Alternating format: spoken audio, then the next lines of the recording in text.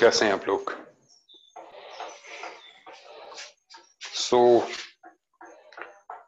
जैसा कि मैंने कहा था लास्ट लेक्चर में कि आज डाउट्स लेंगे हम लोग, ठीक है। और मैंने ग्रुप में डाउट्स मांग भी लिए थे आपसे। और मैंने जो है आपको ये बोला था कि आप मुझे उसका स्नैपशॉट ले लीजिए, तो मेरे लिए आसान हो जाएगा। मुझे ढूंढना नहीं पड़ेगा मेडिकल है नॉन मेडिकल है, मैं सीधे ऑन द स्पॉट आपके सवाल का जवाब दे सकते हैं, ठीक है। हार्दिक हंस जी, अपना डाउट जो है व्हाट्सएप पे डालिए, जो भी है, ठीक है। अभी मैं ले रहा हूं, ठीक है। आज हम डाउट सेशन ही कंटिन्यू करेंगे, आप स्नैप्स भेजते रहिए, ठीक है। अभी मैं शुरुआत कर रहा हूं, मेरे पास जो है जो डाउट्स हैं, ठीक है, वो मोक्ष के हैं, ठीक है। तो मोक्ष जल्दी पहुंच रहा हूं मैं, ठीक है। तो मोक्ष जी, तुम्हारे डाउट्स मैं ले रहा हूं, सुनते जाओ, ठीक है। और बाकी जो मोक्षा के डाउट्स हैं वो रिपीट नहीं होंगे, तो इसलिए जो है, हाँ मैं सबके ले रहा हूं, ठीक है ना। लेकिन मुझे सबसे पहले बिल्कुल जो है आप भेजते जाइए। मैं मोक्षा के ले रहा हूं सबसे पहले। मोक्षा ने मुझे भेजा है, there is some section I section से मोक्षा तुमने सबसे पहले मुझे भेजा है, उसमें हाइड्रोलिसिस का कॉन्सेप्ट है। हाइड्रोलिसिस हमने किया ही नहीं है, पहली बात, ठीक है। हाइड्रोलिसिस स्किप किया है हमने हमने उसको अभी नहीं करना है, ठीक है। तो इसलिए जो है उसको हटा दीजिए आप, ठीक है ना। वो दोनों डाउट्स जो अभी साइड में रखते हैं, ठीक है, वो आपने करना ही नहीं है। आई सेक्शन मैंने पहले कर दिया था कि वो करना ही नहीं है। अब आते हैं, आपने के सेक्शन हाइड्रोजन बॉन्डिंग के सवाल पूछे हैं। हाइड्रोजन बॉन्डिंग में आपने K4 क्वेश्चन पूछा है मेरे से, which of the following exhibit hydrogen bonding, ठीक है। Kanwarpal ji good evening. Which of the following exhibit hydrogen bonding. अब इसमें जो इसका आंसर है दैट इज N2H4। इसका जो आंसर है दैट इज N2H4। N2H4 क्यों है? देखिए, N2H4 की जो स्ट्रक्चर होती है वो इस तरह की होती है। अब इसमें, हाँ मैं अपलोड कर दूंगा, लास्ट क्लास मुझे मैसेज मिल चुका है, ठीक है। मैं मिक्स लूंगा, मैं स्टूडेंट वाइज लूंगा आज, मेडिकल नॉन मेडिकल वाइज नहीं लूंगा। Is it okay? तो सुनते जाइए। अभी ये मोक्ष जो है मेडिकल का स्टूडेंट है ना, हाँ। तो इसलिए मेडिकल वाले जो है, जो सेक्शन के है उसमें K4 की बात कर रहे हैं। देखिए, अब इसका जो मैं जवाब दे रहा हूं कि N2H4 क्यों है। N2H4 इसलिए है क्योंकि जो हमने कंडीशन फॉर हाइड्रोजन बॉन्डिंग कही थी उसमें हमने ये कहा था कि hydrogen should be attached to electronegative atom like fluorine, ठीक है। सिंगल बॉन्ड से किससे जुड़ सकती है? हाइड्रोजन किससे अटैच्ड होनी चाहिए? हाइड्रोजन या तो अटैच्ड हो फ्लोरीन के साथ, या तो अटैच्ड हो नाइट्रोजन के साथ, या तो अटैच्ड हो ऑक्सीजन के साथ, ठीक है। ये हमने आपको एटम्स दिए थे। तो स्पेशल केस में क्लोरीन और क्लोरीन भी हो सकती है, ठीक है। तो इसलिए अब क्योंकि सिर्फ सी आंसर में हाइड्रोजन नाइट्रोजन के साथ अटैच्ड है, तो हाइड्रोजन बॉन्डिंग सिर्फ उसी में पॉसिबल है। आई होप मोक्ष जी आपको आंसर मिल गया, ठीक है। अगला जो है मोक्ष ने पूछा हुआ है L6, which of the following is false, ठीक है। Van der Waals forces are responsible formation of molecular crystals, ये बिल्कुल सही बात है, ठीक है। मॉलिक्यूलर क्रिस्टल्स बनाने, मॉलिक्यूलर क्रिस्टल्स का मतलब क्या हुआ? मॉलिक्यूलर क्रिस्टल का मतलब हुआ जैसे आयोडीन होती है, आयोडीन के क्रिस्टल्स होते हैं। आयोडीन को आपने देखना, आयोडीन के क्रिस्टल्स होते हैं। तो आयोडीन के क्रिस्टल किस तरह से एग्जिस्ट करते हैं? मतलब एक I2 का मॉलिक्यूल है और दूसरा I2 का मॉलिक्यूल है, इन दोनों I2 के बीच में जो है वेंडरवॉल फोर्सेस होती है।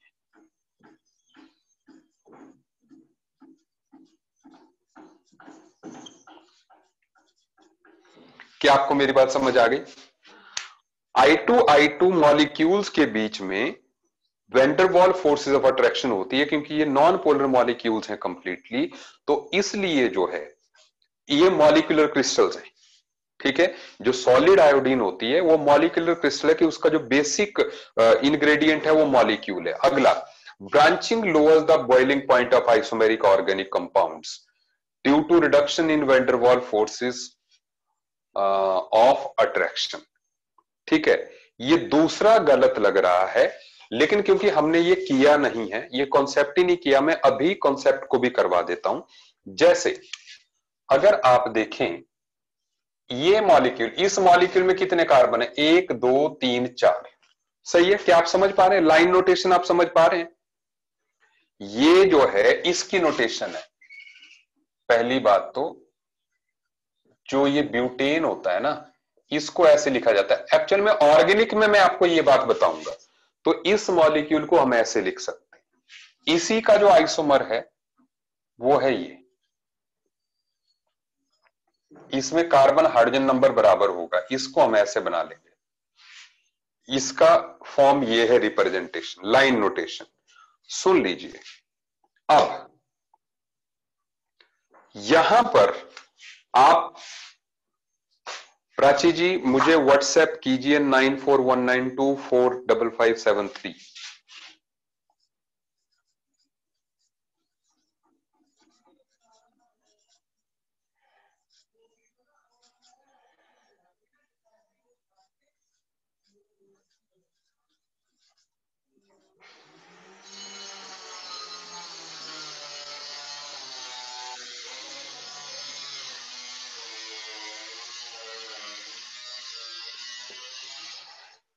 आप अपने डाउट का स्नैपशॉट मुझे इस पे व्हाट्सएप कीजिए।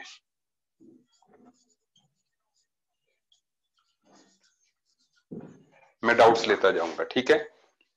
आपने मेडिकल नॉन मेडिकल मेंशन कर देना, ताकि सारे लोग मेडिकल वाले अलर्ट हो जाएं जिस टाइम पे वो डाउट लिया जाए। आप इसके लिए एक ध्यान रखिए, देखो ये दोनों आइसोमर्स हैं, मतलब सेम नंबर ऑफ कार्बन और हाइड्रोजन हैं। इसमें सरफेस एरिया जो है बहुत ज्यादा है, इसमें सरफेस एरिया कम है। आप सीधे सीधे ध्यान रखें, एक पॉइंट आप लिख दें, ब्रांचिंग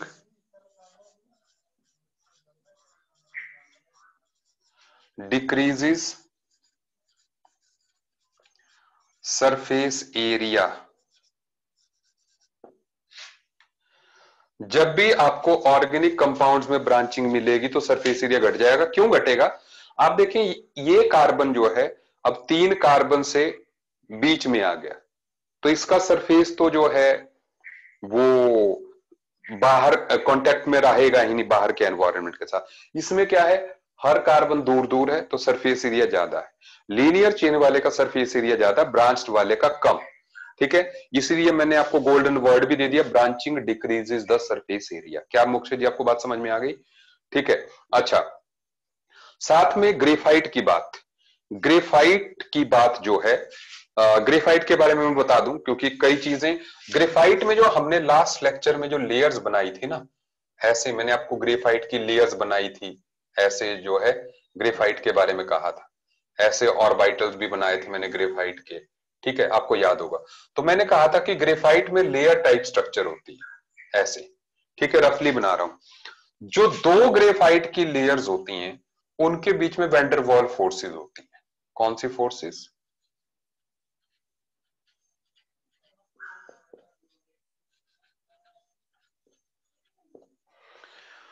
दो ग्रेफाइट की लेयर्स के बीच में जो फोर्सेस हैं, दे आर वैन डर वाल फोर्सेस। वीक फोर्सेस हैं, इसलिए ग्रेफाइट की एक लेयर दूसरे के ऊपर स्लाइड करती है, इसलिए जो ग्रेफाइट है वो जो है अच्छा लुब्रिकेंट होता है। क्या आपको बात समझ में आ गई? ठीक है, अच्छा, and the last, boiling point of ammonia is greater than, obviously right thing है ये, क्योंकि अमोनिया में हाइड्रोजन बॉन्डिंग होती है। मुक्षा जी, आई होप आपको अपना आंसर मिल गया, ठीक है ना? नेक्स्ट, एक मिनट, मुझे लगता है मोक्षा के डाउट्स हो गए। हाँ Moksha ji, last one, which of the following compound would have significant intermolecular hydrogen bonding? तो मतलब सिग्निफिकेंट मतलब किस में होगी, सीधी सी बात जो है, जैसे कंडीशन ध्यान रखिए, कंडीशन को अगर आप ध्यान रखोगे, सबसे पहली कंडीशन सिर्फ एक है, nitrogen should be attached to electronegative atom like oxygen, nitrogen और फ्लोरीन। ठीक है, अब देखते जाओ, HF में इलेक्ट्रोनेगेटिव एटम के साथ है तो HF टिक कर दीजिए। CH3OH में एक हाइड्रोजन जो है ऑक्सीजन के साथ जुड़ी हुई है, तो इसलिए जो है रेजोनेंस के डाउट्स जो है अभी मत भेजिए, क्योंकि रेजोनेंस आ भी नहीं रहा है अभी जो है, क्योंकि उसको पूरा नहीं कराया। ठीक है, तो नो प्रॉब्लम, आप फिर मैं क्लास में डाउट्स ले लिया करूंगा रेजोनेंस वाले। ठीक है, तो अब सुने, तो CH3OH भी हो जाएगा, N2O4 में हाइड्रोजन है ही नहीं, और मीथेन में जो हाइड्रोजन है that is not attach to nitrogen, oxygen और फ्लोरीन, तो इसलिए आपका आंसर इसमें जो है थर्ड रहेगा, HF and CH3OH। Mukshay ji doubt हो गए? ठीक है, अच्छा एक मिनट, L6 यार, L6 है ही नहीं मेरे पास, तुमने डाउट नहीं भेजा हुआ L6 मेरे को, L6 की बात क्या कर रहे हो? L6 जो है, एक मिनट, L6 का क्या बोल रहा है तू? L6 का क्या बोल रहा है? L6 का जो आंसर है वो सेकंड है। बॉइलिंग, विकास जी सिंपल सी बात है, boiling lowers, branching lowers the boiling point, branching lowers the boiling point.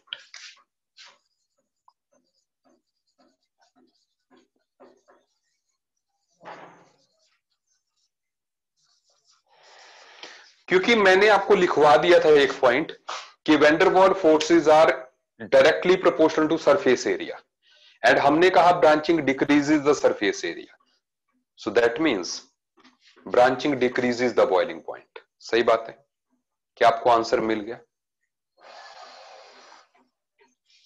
ठीक है, ओके, अब मैं अगले बच्चों के डाउट्स पे आ रहा हूं। ठीक है, तो चलिए देखते हैं, मैं देखता हूं कि मेरे पास अगर कोई नए डाउट्स पहुंचे हैं, मुझे अगर आप पिक भेजोगे तो मेरे लिए जल्द आसान हो जाएगा भाई, प्लीज। ठीक है,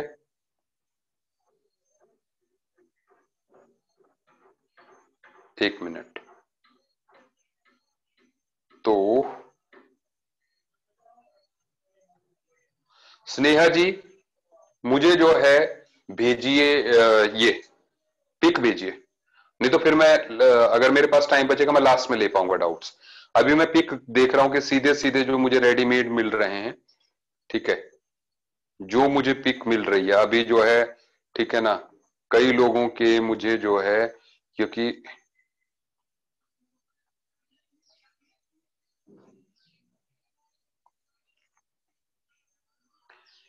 अभी मुझे किसी ने डाउट्स भेजे हैं। ठीक है, और जो डाउट्स भेजे हैं, ठीक है, वो अब इसमें जैसे मैं देख पा रहा हूं, मुझे लगता है MS धोनी की पिक्चर लगी हुई है। ठीक है, नाम लिखा नहीं है। ठीक है, तो ऐसे में मैं कैसे कर पाऊंगा? चलो, पैकेज का डाउट जो पूछा हुआ है, नीट का डाउट है ये। ठीक है, नीट का डाउट है। ठीक है, इसमें एक्सरसाइज 9, ठीक है, नीट में सॉल्व एग्जांपल में है, एक्सरसाइज 9 है ये, that is what should be the percentage ionic character in caesium fluoride when electronegativity difference is 3.3। कौन है? फिर से बोलो, फिर से बोलो। अच्छा, उत्कर्ष गुप्ता है।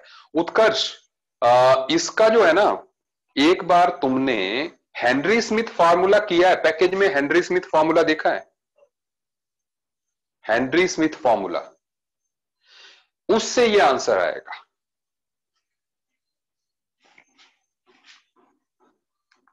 हेनरी स्मिथ फार्मूला बोल, मैं लिख के दे रहा हूं तेरे को। ठीक है, ताकि जो है तुम्हें, देखो ये हमने किया था,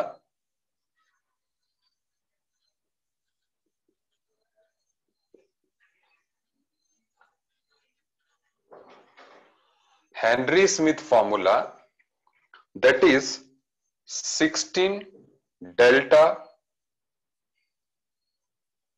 प्लस 3.5 डेल्टा स्क्वायर। यहां पे व्हाट इज डेल्टा?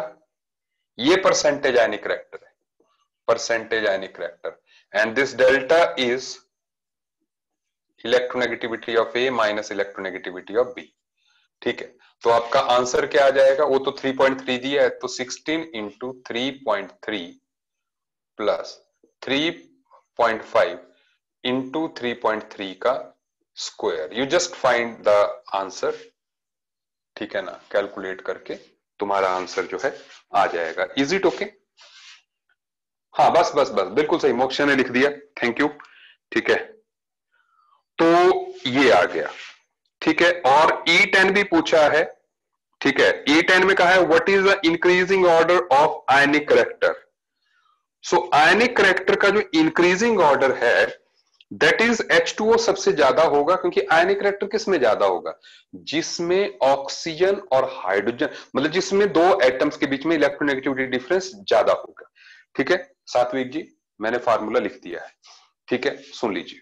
तो अब यहां पर H2O सबसे ज्यादा होगा, then H2S, then H2 selenium, क्योंकि आयनिक करेक्टर जो है इलेक्ट्रोनेगेटिविटी डिफरेंस पे डिपेंड करता है। ठीक है, तो O और H में सबसे ज्यादा इलेक्ट्रोनेगेटिविटी डिफरेंस है, then O and S, then sorry H and S, then H and selenium. सही बात है, क्योंकि ऑक्सीजन इज मोस्ट इलेक्ट्रोनेगेटिव। हाँ, उत्कर्ष ने अभी कोई डाउट की पिक भेजी है। ठीक है, जस्ट बी लाइव, है ना।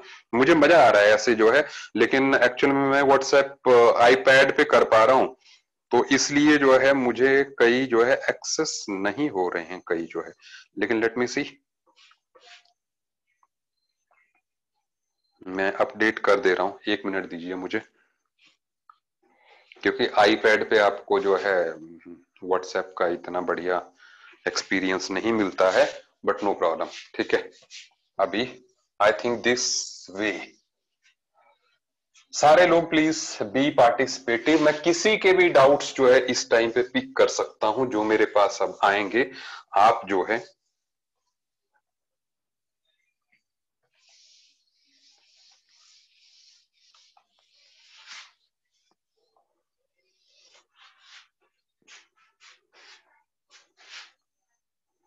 कुछ गड़बड़ हो गई, 1 मिनट।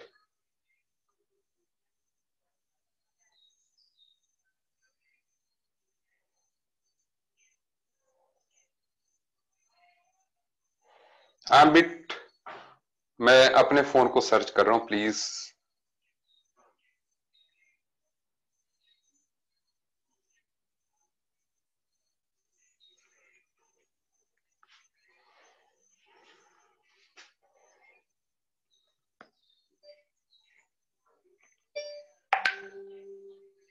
हम्म,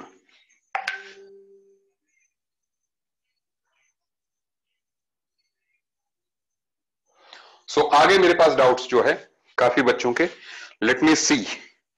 तो मैं अभी किसके डाउट्स जो है, चलिए स्नेहा के डाउट्स में देखता हूं, अगर मुझे जो है, अरे पीडीएफ क्यों भेजी?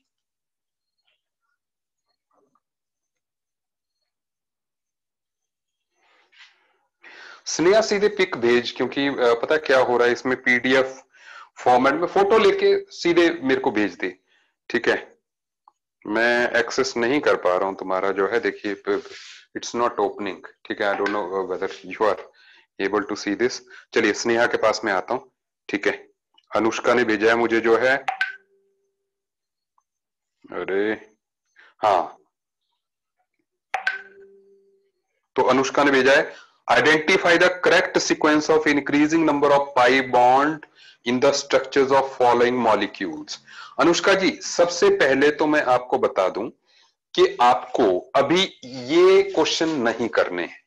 ठीक है, नहीं करने हैं मतलब पहले क्यों नहीं करने, क्योंकि you are not expert in doing these things.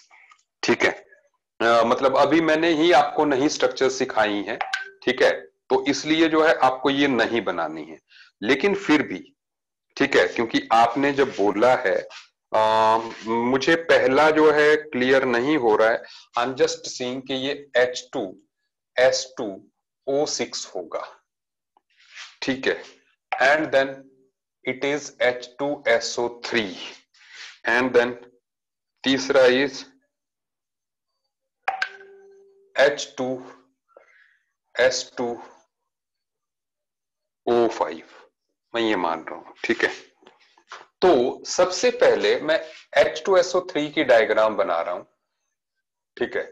How it is H2SO3, H2SO3 इस तरह का है।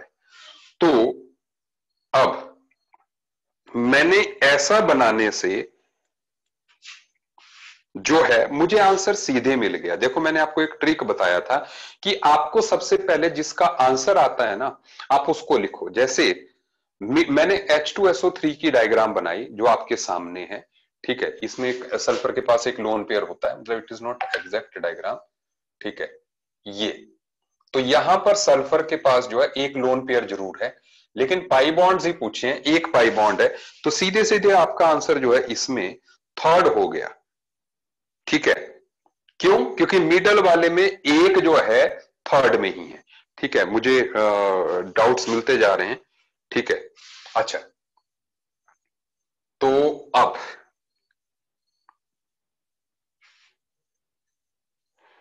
ठीक है, तो आपका आंसर जो है आई थिंक H2SO3 जो है वो आ चुका है, ठीक है।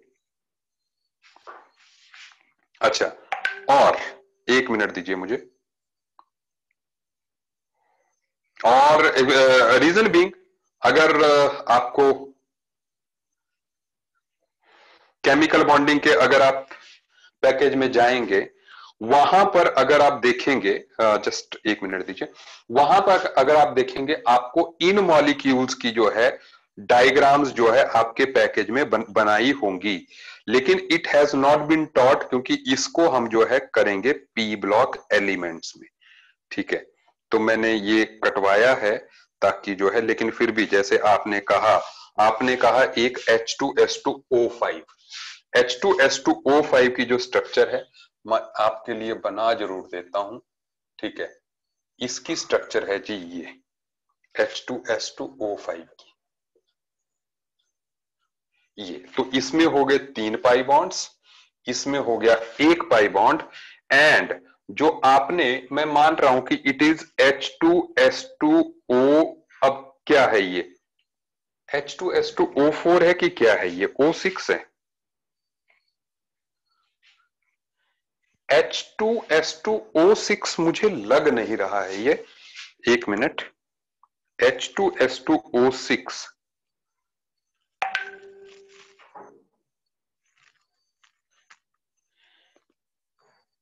अब आई डोंट नो, मैं यहां पे पढ़ नहीं पा रहा हूं।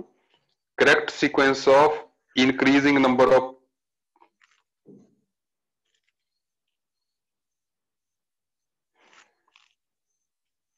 अब अदरवाइज अगर मैं H2S2O6 ही पढ़ पा रहा हूं इसको, मतलब जो देख पा रहा हूं, तो जो है H2S2O6 की स्ट्रक्चर बेसिकली होती है ये, इसमें नंबर ऑफ पाई बॉन्ड्स हैं 4, लेकिन क्योंकि वो हमारे आंसर में नहीं है, ठीक है, तो मुझे लगता है ये नहीं है।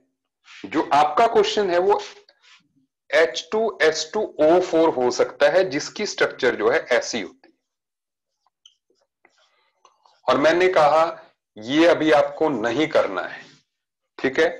अभी ये आपसे पूछा भी नहीं जाएगा, और मैं खुद जो है इसको ऑक्सिन फैमिली में कराऊंगा। स्ट्रक्चर सीधे सीधे नहीं आएगी, जैसा मैंने कराया है बिल्कुल वैसा आएगा, ठीक है। Structures, you are not in expert in structure, हाँ, लेकिन जो करा दी गई है वो आपने जरूर करना है, ठीक है। चलिए मैं आगे बढ़ रहा हूं। अब मेरे पास जो है आपके डाउट्स आने लगे हैं, फटाफट टन टन हो रही है मेरे व्हाट्सएप पे, तो आईपैड पे भी, ठीक है।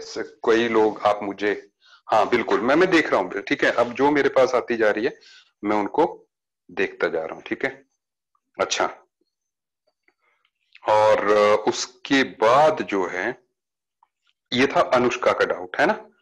तो अनुष्का जी, आई होप आपको क्लियर हो गया होगा ये, है ना। अच्छा, सुनिए, और अब जो है मुझे नेक्स्ट जो डाउट्स, क्या बात है, नेक्स्ट जो डाउट्स मेरे से पूछे हैं, नाम फिर से नहीं लिखा इसने, ठीक है, धोनी वाला जिसका वॉलपेपर है, ठीक है बेटा, रुक जा अब थोड़ी देर जो है, ठीक है। उत्कर्ष गुप्ता, उत्कर्ष ने डाउट भेजे, मैं उत्कर्ष के डाउट्स ले रहा हूं, ठीक है। अच्छा, सबसे पहले जो है calculate the ratio of partial, मैं इसका आंसर दे दूं, calculate the ratio of partial positive charge hydrogen in HCl to HI in the following data, ठीक है। मैं आपको बता देता हूं कि इसको करना कैसे है, ठीक है। अभी उत्कर्ष जी ध्यान दीजिएगा, ठीक है। आपने करना क्या है, सबसे पहले दोनों में परसेंटेज आयनिक करैक्टर निकाल दो, निकल जाएगा। ये उत्कर्ष ने प्रदीप से पूछा हुआ मेरे से, तो इसलिए अभी इसको साइड में रखो। उत्कर्ष को मैं इंडिविजुअली बता रहा हूं, बस इसके बाद जो डाउट है वो पैकेज के हैं। उत्कर्ष परसेंटेज आयनिक करैक्टर निकालना है। परसेंटेज आयनिक करैक्टर मान लो जैसे, अब आपने क्या करना है, दोनों के परसेंटेज आयनिक करैक्टर का रेशियो निकाल देना है। जो रेशियो होगा वही आंसर है।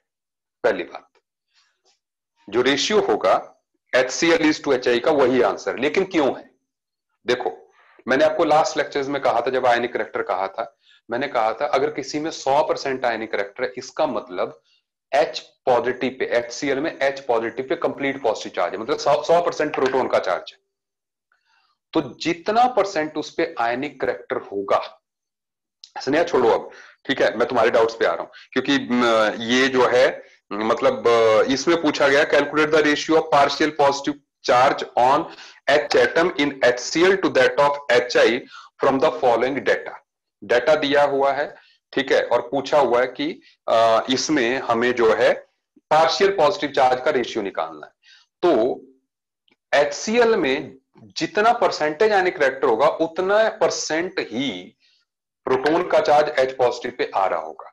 तो ऐसे में जो है, जो मतलब आपने दोनों की परसेंटेज लेनी है, रेशियो निकालो, वही आंसर हो गया आपको, ठीक है। उत्कर्ष, आपको पहला आंसर मिल गया। उत्कर्ष मेडिकल का है नॉन मेडिकल, तो आसान हो जाएगा थोड़ा सा जो है। मेडिकल, उत्कर्ष मेडिकल का है, तो मेडिकल के ही डाउट्स इस टाइम पे पकड़ रहा हूं, प्लीज प्लीज प्लीज। अच्छा, अब सुनो, तो मेडिकल का I am coming on this. Moksh ने मुझसे पूछा है A3 और A12, A3 and A12 exercise objective वाली एक्सरसाइज 1। A3 में लिखा हुआ है which of the following pair of elements from a compound with maximum ionic character. अच्छा, which of the following pair of elements form a compound with maximum ionic character. बेटा जी, इसमें आपको मैंने फजान रूल्स कहे थे।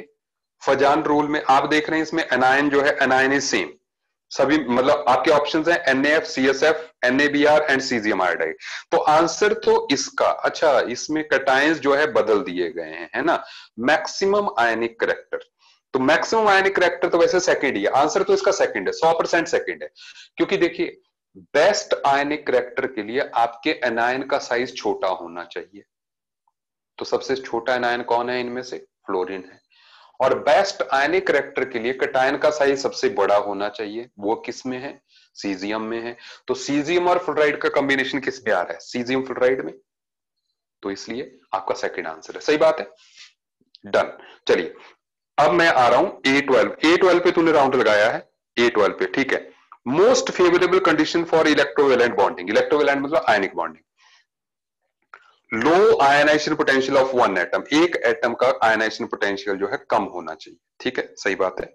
अच्छा, एंड हाई इलेक्ट्रॉन एफिनिटी, एक मिनट यार, हाँ लो होना चाहिए, बिल्कुल सही है। High ionization affinity, electron affinity of other atom, दूसरे एटम की इलेक्ट्रॉन एफिनिटी ज्यादा होनी चाहिए, नहीं होनी चाहिए। क्योंकि आप अपने दिमाग में पता किसको रखो, फ्लोरीन, क्लोरीन, ब्रोमीन, आयोडीन। तो फ्लोरीन जो है उसके साथ सबसे आयनिक बॉन्ड बनता है, कैटायन कोई भी हो, है ना, जैसे Na मान लो आप कैटायन जो है, ठीक है। तो ऐसे में high electron affinity, high ionization potential of both the atoms, ये गलत बात है। Low electron affinity and low ionization potential of both the atoms, high ionization, low electron affinity of other atom, ये क्या बात है, गलत है यार। तब तो मेरे को ये ही लग रहा है सबसे सही, तो मेरे को फर्स्ट वाला ही लग रहा है। क्योंकि देखो लो आयनाइजेशन एनर्जी होनी चाहिए, लो आयनाइजेशन एनर्जी, है ना। मोक्ष तेरी बात नहीं कर रहा हूं, उत्कर्ष की बात कर रहा हूं। लो आयनाइजेशन तो होनी चाहिए, lithium, sodium, potassium, rubidium, caesium. Caesium सबसे फेवरेबल है, ठीक है। और दूसरी बात जो है आयनिक करेक्टर के लिए, वो सही बात है कि मतलब जो हमारा ये है, क्या कहते हैं उसको, एनायन है, वो डिस्टॉर्ट नहीं होना चाहिए, वो छोटे साइज का होना चाहिए, ठीक है। तो इसलिए जो है ये आपका आंसर जो है फर्स्ट सही है। लेकिन अगर ये इलेक्ट्रॉन एफिनिटी की जगह, इलेक्ट्रॉन एफिनिटी की जगह इलेक्ट्रॉन नेगेटिविटी बोलता तो ज्यादा बेटर स्टेटमेंट होती, ठीक है। क्योंकि इलेक्ट्रॉन एफिनिटी बाकी सारी जगह काम करेगी, लेकिन ये फ्लोरीन क्लोरीन के केस में काम नहीं करती है, क्योंकि क्लोरीन की इलेक्ट्रॉन एफिनिटी फ्लोरीन से ज्यादा है, लेकिन फिर भी आयनिक करेक्टर जो फ्लोरीन वाले का ज्यादा होगा। समझ गए बात, है ना, ठीक है। तो मोस्ट सुटेबल जो है पहला ही लग रहा है, ठीक है, ओके। अच्छा, अब उत्कर्ष जी, अभी मैं तुम्हारे डाउट्स पे हूं। अब तुमने कहा B2 B3 B4, ठीक है, प्लीज कंसंट्रेटेड रहिए। Which of the following combination of ion will have highest polarization, highest polarization, polarize करने के लिए कटायन पे चार्ज बहुत ज्यादा होना चाहिए। भाई जो कटायन है, जो पॉजिटिव चार्ज वाला है, उसने नेगेटिव चार्ज वाले को अपनी तरफ पोलराइज करना है ना, नेगेटिव चार्ज वाले को अपनी तरफ पोलराइज करना है। तो कटायन पे चार्ज ज्यादा होना चाहिए, कैटायन पे क्या होना चाहिए, चार्ज ज्यादा होना चाहिए, ताकि वो एनायन के इलेक्ट्रॉन क्लाउड को अपनी तरफ डिस्टॉर्ट कर सके। और एनायन पे अगर नेगेटिव चार्ज ज्यादा हो तो बढ़िया है। तो मुझे लगता है इसका आंसर सेकंड हो गया उत्कर्ष, क्योंकि Br नेगेटिव तो सब में कॉमन है। तो सबसे स्ट्रांगली कौन खींचेगा, सबसे स्ट्रांगली कौन खींचेगा भाई, हमारे पास कौन कौन से कैटायन है, Pb2 positive, Pb4 positive, Fe2 positive, Fe3 positive. तो सबसे स्ट्रॉन्ग पॉजिटिव चार्ज किसके पास है, 4 के पास है। तो this will be distorting most, बिल्कुल सही उत्कर्ष को बात समझ में आ गई। Correct order of covalent character of alkaline earth metals, covalent character, अरे सीधी सीधी बात, एनायन सेम है तो डाउन द ग्रुप जो है कोवेलेंट करेक्टर घटेगा, तो आपका पहला ही आंसर है। क्योंकि कोवेलेंट करेक्टर के लिए size of cation should be smaller, charge तो सभी पे बराबर है, चार्ज सेम है, तो जिसका छोटा साइज होगा, फजान रूल, जिसका छोटा साइज होगा वो हाईएस्ट कोवेलेंट बनाएगा। तो आपका आंसर हो गया इसका फर्स्ट, सही है उत्कर्ष। चलिए अगला है B4, which of the following is in order of increasing covalent character, increasing covalent character, मुझे तो थर्ड ही लग रहा है एकदम से देखने पे। क्योंकि देखो उत्कर्ष जी, देखना कैसे है, एनायन सेम है, तो जितना कैटायन पे पॉजिटिव चार्ज बढ़ता जाएगा उसका कोवेलेंट करेक्टर बढ़ता जाएगा। हमने फजान रूल में लिखा था कि for covalent character charge on the cation should be high. तो लिथियम पे 1 पॉजिटिव है, बेरिलियम पे 2 पॉजिटिव है, बोरोन पे 3 पॉजिटिव है, एंड देन कार्बन पे 4 पॉजिटिव है। तो कार्बन वाला जो होगा 4 पॉजिटिव वाला, वो क्लोरीन के इलेक्ट्रॉन क्लाउड को अपनी तरफ ज्यादा डिस्टॉर्ट करेगा। तो ऐसे में जो है, ऐसे में जो है वो सबसे ज्यादा कोवेलेंट करेक्टर बनाएगा। सही बात है, आगे बात समझ में। साइज की बात ही नहीं करनी हमने, हमने पहले कहा था कि भाई साइज और चार्ज में से चार्ज डोमिनेट करता है। ओके, उत्कर्ष का अगला डाउट है B8, B8 में विच of the following compound the cation has pseudo noble gas configuration, pseudo noble gas configuration ढूंढनी है उत्कर्ष जी। सीधे सबसे पहले तो सीधे दिमाग में रखो कि ये एल्केलाइन अर्थ मेटल्स के पास ही होगी, एल्केलाइन अर्थ मेटल्स के पास ही होगी, ठीक है। जिस पेज पे मैं चल रहा हूं उस टाइम पे, जैसे मोक्षा मेरे से डाउट पूछ रहा है, D10 उसने पूछा है, मोक्षा उसी के आसपास का पूछेगा तो मेरे लिए आसान होगा, ठीक है। अगर C वाले में कोई डाउट है तो पुट कर सकता है, जब मैं स्क्रीन की तरफ देख रहा हूँ उसी टाइम पे पुट करना, ठीक है। अच्छा सुन ले, तो इसका आंसर सीधे CuCl हो गया, इसका आंसर उत्कर्ष जी सीधे CuCl हो गया, क्योंकि ट्रांजिशन एलिमेंट्स में जो है स्यूडो नोबल गैस कॉन्फिगरेशन होगी। सही बात है जी, ठीक है उत्कर्ष जी। डन। ओके, तो इसके बाद जो है the maximum covalency of representative elements, representative कौन से होते हैं? S and P block elements. गलत बात, एल्केलाइन अर्थ मेटल्स नहीं, transition elements, transition elements Utkarsh. ठीक है, हाँ। अब सुने सुने सुने सुने सुने, C1 में मैं बात कर रहा हूं मैक्सिमम कोवेलेंसी, ज्यादा से ज्यादा कोवेलेंट बॉन्ड कितने बना सकता है? और इसने कहा सेकंड पीरियड तक। सेकंड पीरियड मतलब boron, carbon, nitrogen, oxygen, fluorine, ज्यादा से ज्यादा कितने बना सकता है? तो फर्स्ट एंड सेकंड पीरियड। तो ये हो गया कि maximum covalency is equal to number of unpaired p electrons, number of paired d electron. D को तो छोड़ दी, तो फर्स्ट एंड सेकंड पीरियड में डी होते ही नहीं, सेकंड तो गलत है। Number of unpaired s and p electrons, number of unpaired s and p. मुझे थर्ड लग रहा है, थर्ड लग रहा है। सुने, थर्ड क्यों, मैं बता रहा हूं आपको। एक्सक्लूडिंग का है, एक्सक्लूडिंग का है, मैंने सोचा इंक्लूड किया यार, सॉरी। अगर एक्सक्लूडिंग का है, मैंने सोचा उन्हीं को कंसिडर किया है। तब तो सुनिए,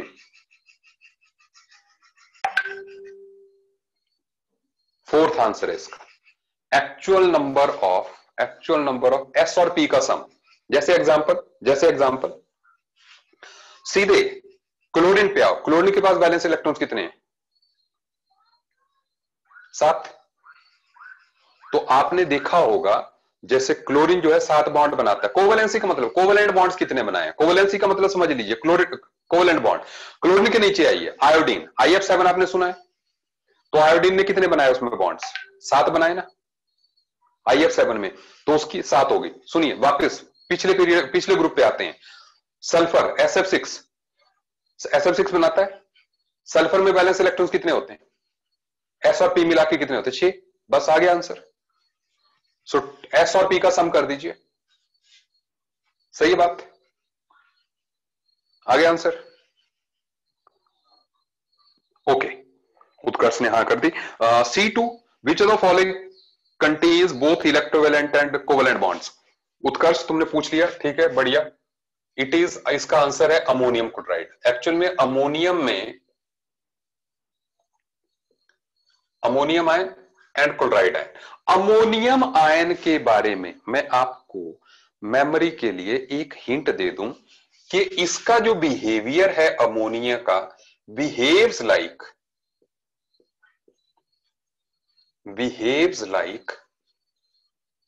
एल्कली मेटल्स।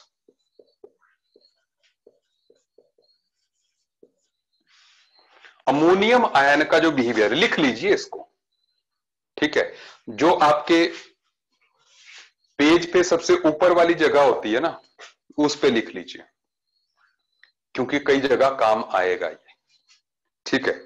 जैसे कई जगह कहां पे काम आएगा, आप समझिए। जैसे आपने लाइम वाटर टेस्ट सुना है?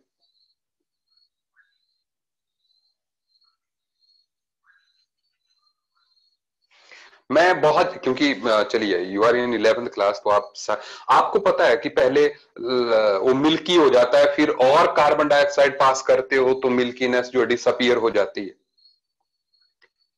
मिल्कीनेस डिसअपियर क्यों होती है?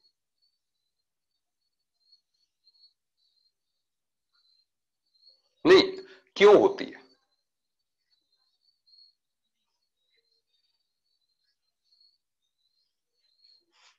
जयकरण ने सही कहा कि कैल्शियम बाइकार्बोनेट की फॉर्मेशन होती है, ठीक है, कैल्शियम बाइकार्बोनेट इज फॉर्म्ड। पहले सुन लीजिए, आप सुन लीजिए, हाँ बिल्कुल सही, अक्षत ने फार्मूला भी लिख दिया, बिल्कुल सही है। ये calcium bicarbonate CaHCO3, it is calcium bicarbonate. तो जो एल्कलाइन अर्थ मेटल्स के बाइकार्बोनेट्स होते हैं वो पानी में सॉल्युबल होते हैं, ठीक है।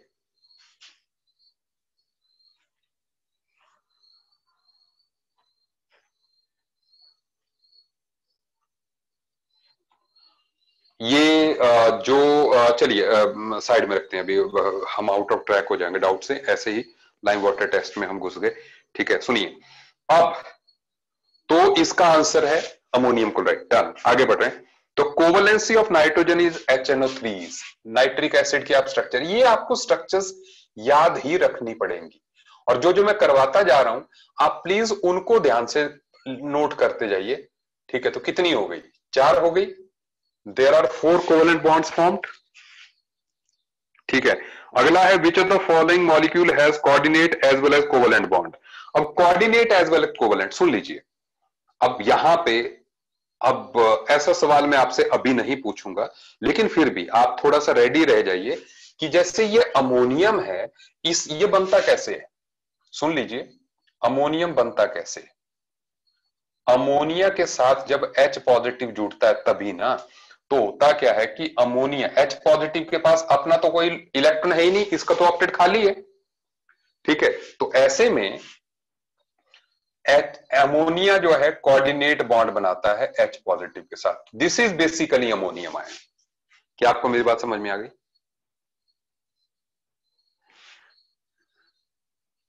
अच्छा, C5 डाउट है ना किसी का? C5, the number of electron involve bond formation in N2 molecule is, कितने इन्वॉल्व होंगे भाई? 6 होंगे ना। वो 3 बॉन्ड है, एक बॉन्ड में 2 इलेक्ट्रॉन, तो 6 हो जाएंगे। C9 का आंसर पीछे 5 बॉन्ड्स दिया है, तो गलत दिया है।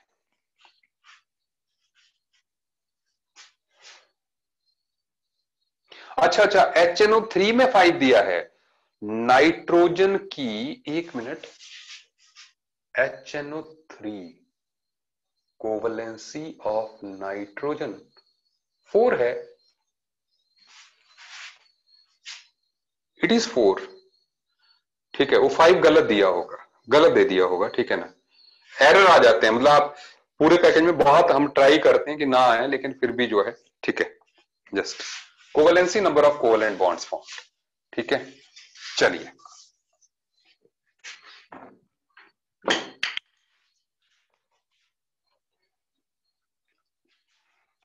तो आज मुझे लगता है आप बढ़िया से पार्टिसिपेट कर रहे होंगे, क्योंकि आज नॉन मेडिकल मेडिकल का चक्कर भी नहीं है। ठीक है, आज तो हम डाउट्स बस ये हो गए खत्म जो है इसके। ठीक है, अरे कितने भेजोगे भाई? चलो, इसी के बहाने जो है बाकियों के भी डाउट्स जो है होते रहेंगे। एक मिनट एक मिनट, मैं चला गया पीछे। B3। अब हम आ रहे हैं ई वाले पे। ई वाले पे, ई में पूछे E9 E10, choose the molecule with hybridization occur in ground state, in which hybridization occurs in ground state। अब इसका मतलब क्या हुआ? हाइब्रिडाइजेशन ग्राउंड स्टेट में होती है, मतलब जिसमें आपको इलेक्ट्रॉन को अनपेयर नहीं करना पड़ता। कोई बात नहीं, वो सही बात है। तो मेडिकल के अगर आ रहे हैं नो प्रॉब्लम, ठीक है, मेडिकल वालों के डाउट्स हो जाएं, नो प्रॉब्लम। ज्यादातर नहीं तो नॉन मेडिकल वालों के होते थे, गुड। ठीक है, चूज द मॉलिक्यूल जिसमें हाइब्रिडेशन ग्राउंड स्टेट में होते हैं। BCl3 में देखो, मैंने आपको एक अपना तरीका बताया था ना। BCl3, बोरोन की कॉन्फ़िगरेशन क्या लिखी थी? ये ये ये। अब इसमें क्या है भाई, ये 2s है, ये 2p है। मैंने आपको कहा था कि मेथड था कि जितनी ऑक्सीडेशन नंबर है उतना अनपेयर कीजिए। तो BCl3 के लिए तो आपको एक इलेक्ट्रॉन को जंप कराना पड़ रहा है, एक इलेक्ट्रॉन को जंप कराना पड़ रहा है ना। फिर आप जो है BCl3 में क्लोरीन लगाओगे। सुनते जाइए, तो ये बन गया BCl3। सुनते जाए मेरी बात। अच्छा, उसके बाद NH3। NH3 में देखिए, इसमें नाइट्रोजन के ऑक्सीडेशन नंबर 3 है, तो आप 3 अनपेयर्ड ऑलरेडी है, HH। आपको किसी को अनपेयर करने की जरूरत नहीं है। तो इसलिए अमोनिया में ग्राउंड स्टेट में ही है, किसी इलेक्ट्रॉन को आप जो है हायर लेवल में नहीं लेके गए हैं, 2s से 2p में नहीं लेके गए अनपेयर करके। ठीक है, मैं मोक्षा में देखता हूं एक बार। ठीक है, अच्छा सुनो, तो अब इसका आंसर मतलब कम से कम सेकंड तो है ही, सेकंड है, देन पीसीएल थ्री भी होगा सेकंड एंड थर्ड, तो इसका आंसर जो है सेकंड एंड थर्ड है। BeF2 में भी आपको जो है एक्साइट करना पड़ेगा। मैं BeF2 का बता दूं आपको, बेरिलियम 2s2 ही होता है ऐसे, तो फ्लोरीन के लिए आपको जो है इसको यहां पे ले आना पड़ेगा, फिर फ्लोरीन जो है, तो इसलिए BeF2 में भी आप एक्साइट कर रहे हैं, इसलिए आपका आंसर जो है अमोनिया है और PCl3। PCl3 में नहीं करा रहा हूं क्योंकि PCl3 में अमोनिया जैसा ही होगा, मतलब अगर मैं यहां पे PCl3 लिख दूं तो फॉस्फोरस की ये 3s है, ये 3p है, इसकी जगह Cl लगा दें, बस खत्म बात। सही है, तो इसलिए ग्राउंड स्टेट में सिर्फ जो है अमोनिया रही है। बिल्कुल नए नए सवाल मिल जाते हैं। बेटा हेट्रोलिटिक फ्यूजन वाला ना करें आप, इट्स बेटर। ठीक है, वैसे मैं आपको बता दूं, ठीक है मैं बता दूं, जब आपने पूछ लिया हेट्रोलिटिक फ्यूजन का, हेट्रोलिटिक फ्यूजन में क्या होता है, जैसे अब सारे जान बोर्ड पे ध्यान देते हैं भाई, हो सकता है मैं सवाल पूछ भी लूं फिर पेपर में, पेपर आप आसान बिल्कुल मत मानने, मैं पहले बोल दूं, नंबर कम आए चिंता मत करना, क्योंकि जब एक टॉपिक के रेपिटेटिव जो है ये आ जाते हैं, पेपर्स आ जाते हैं, तो लेवल धीरे धीरे बढ़ना मांगता है ना। कोई बात नहीं आकर्षित जी, ठीक है, तो इसलिए जो है be habitual of scoring low scores, no problem with that. चलिए इसमें देखते हैं।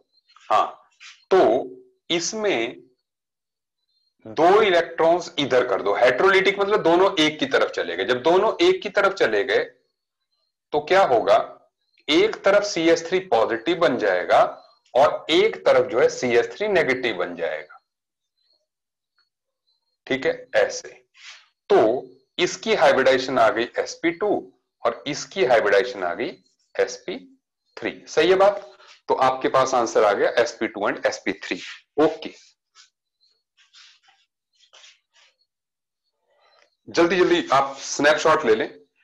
विकास जी मैंने कहा हेट्रोलिटिक क्लीवेज का मतलब यह है कि दोनों इलेक्ट्रॉन्स जो है एक की तरफ ही आ जाएं, एक एटम की तरफ ही दोनों इलेक्ट्रॉन्स आ गए, इसको बोलते हैं हेट्रोलिटिक फ्यूजन।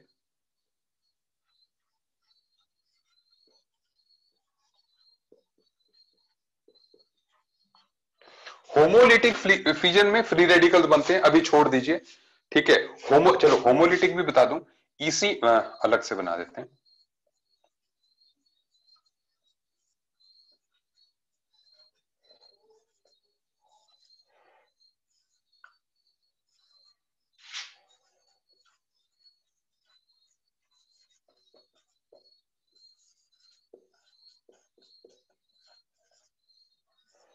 उसमें हाफ एरो से दिखाते हैं, एक इलेक्ट्रॉन इधर एक इलेक्ट्रॉन इधर, दो में से एक एक गया, तो इससे क्या बनता है, फ्री रेडिकल्स बनते हैं।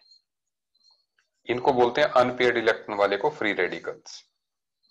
फ्री रेडिकल का जिक्र मैंने रेजोनेंस में थोड़ा सा किया था, नाम लिया था।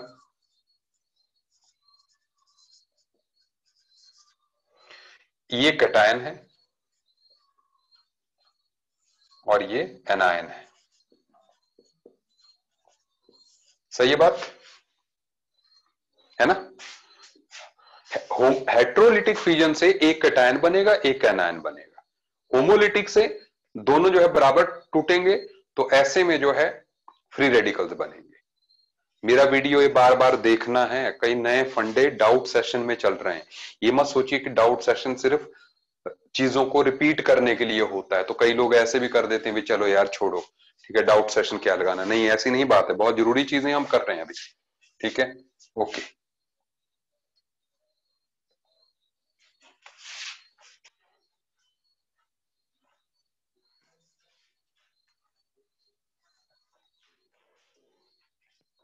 अच्छा,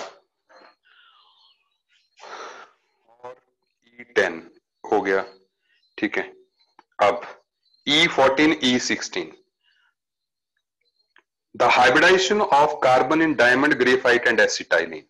देखो कार्बन की जो हाइब्रिडाइजेशन होती है, प्लीज आप ध्यान दें, कार्बन में इस तरह से एक कार्बन आगे तीन कार्बन से चार बॉन्ड बना रहा होता है, तो ये डायमंड की स्ट्रक्चर है, डायमंड में कार्बन जो है sp3 हाइब्रिडाइज्ड होता है, सुन लें जी।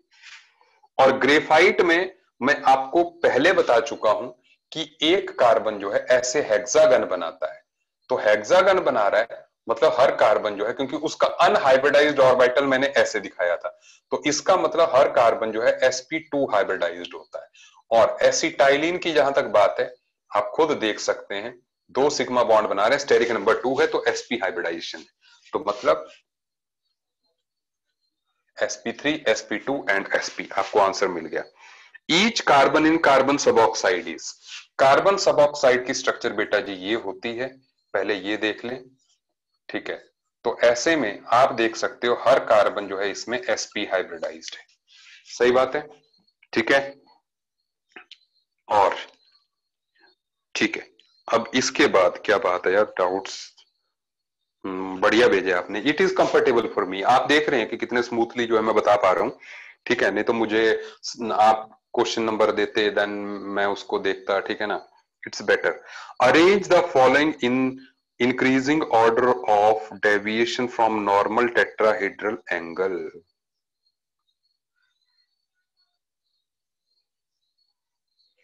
Arrange the following in increase deviation from normal tetrahedral angle। अब नॉर्मल टेट्राहीड्रल एंगल से डेविएशन, क्योंकि जो P4 की स्ट्रक्चर होती है ना, P4 की स्ट्रक्चर इस तरह से होती है,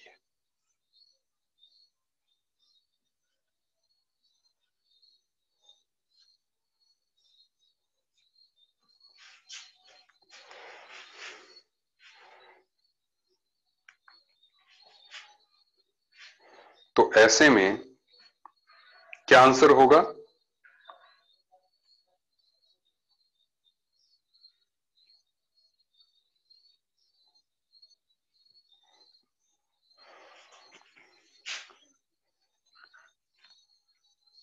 ये जो एंगल है, सुन लीजिए, मैं आंसर आपको ऐसे बता रहा हूं, ये एंगल 60 डिग्री का है, P4 की स्ट्रक्चर ये है, और वाटर में जो एंगल होता है वो कितना होता है,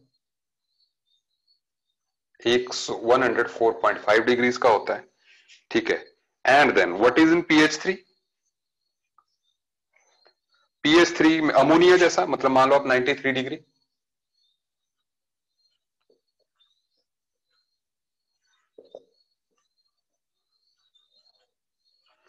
तो आप देख लीजिए सबसे ज्यादा डेविएशन किस में हुई, P4 में हुई, ठीक है। आई होप आपको अपना आंसर मिल गया, P4 में सबसे ज्यादा डेविएशन हुई है, एंड देन pH3 में, एंड देन वाटर में।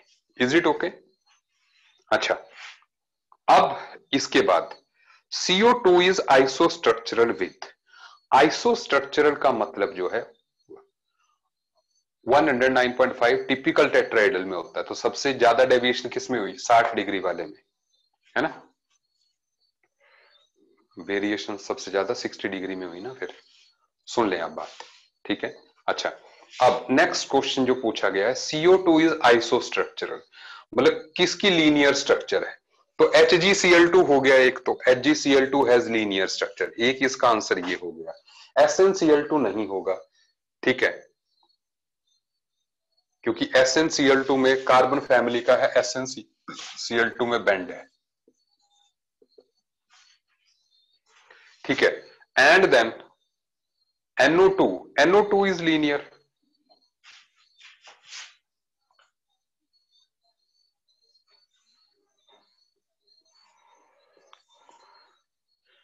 ऑड इलेक्ट्रॉन होता है इस पे एक जो है, ठीक है, इट इज लीनियर, तो ऐसे में आपका आंसर आ जाएगा, क्या आएगा जी, इस हिसाब से आपका आंसर आ जाएगा ये वाला, फर्स्ट एंड थर्ड।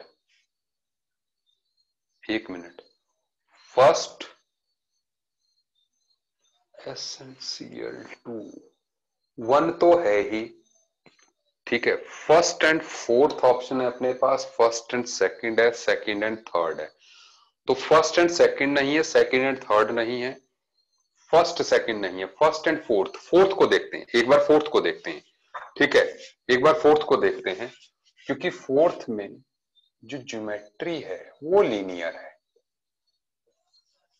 इसलिए वो कह रहा है, इसका आंसर क्या दिया हुआ, फर्स्ट दिया हुआ है, जस्ट कंफर्म मी, फर्स्ट दिया हुआ ना तब तो ठीक है, क्योंकि आपको ऑप्शंस में चूज करना है, ठीक है, तो ये आ रहा है फर्स्ट एंड फोर्थ ही आ रहा है, ठीक है, क्योंकि लीनियर ज्योमेट्री वाले वो ही हुआ, नाइट्रोजन पे एक लोन पेयर आ गया है, इसलिए जो है वो नहीं होगा, ठीक है।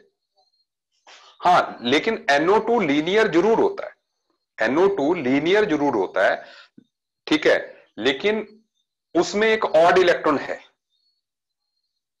ठीक है, उनकी हाइब्रिडाइजेशन सेम होनी चाहिए, पहली बात, ठीक है, आइसोस्ट्रक्चरल में जो है हाइब्रिडाइजेशन सेम होनी चाहिए,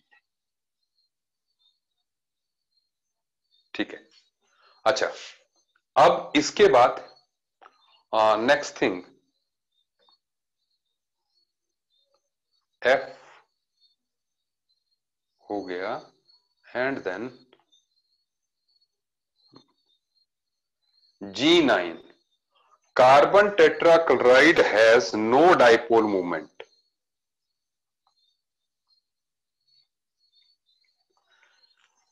carbon tetrachloride no dipole movement because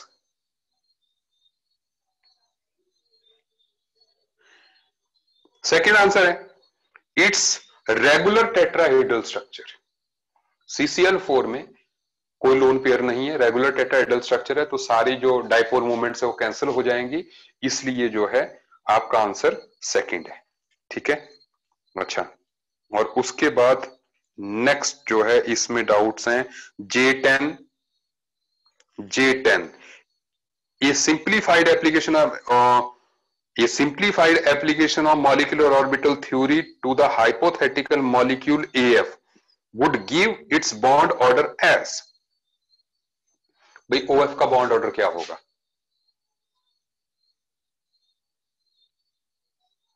OF का बॉन्ड ऑर्डर क्या होगा, निकालो।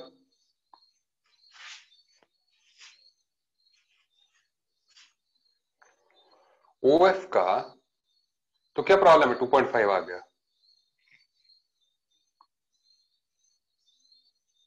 अच्छा 2.5 है ही नहीं, अच्छा ऑप्शन में ही नहीं है, ठीक है, 2.5 था, एक मिनट अब अप्लाई कर लेते हैं यार, कितने इलेक्ट्रॉन्स हैं, 8 7 15, नहीं कितने हैं, 17, 17 करने हैं ना,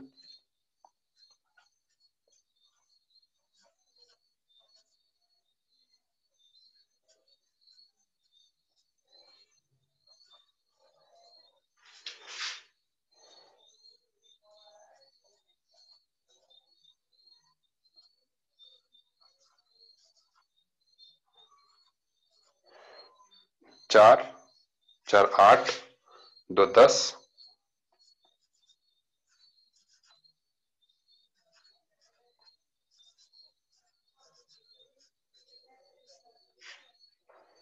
4 14,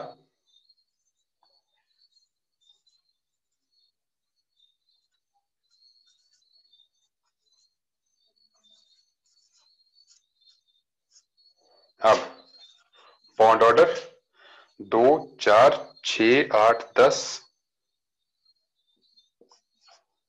2 4 6 1 7, रोहित क्या करते हो तुम लोग,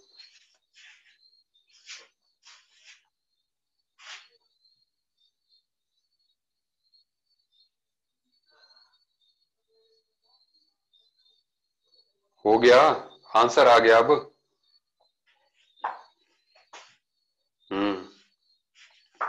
अच्छा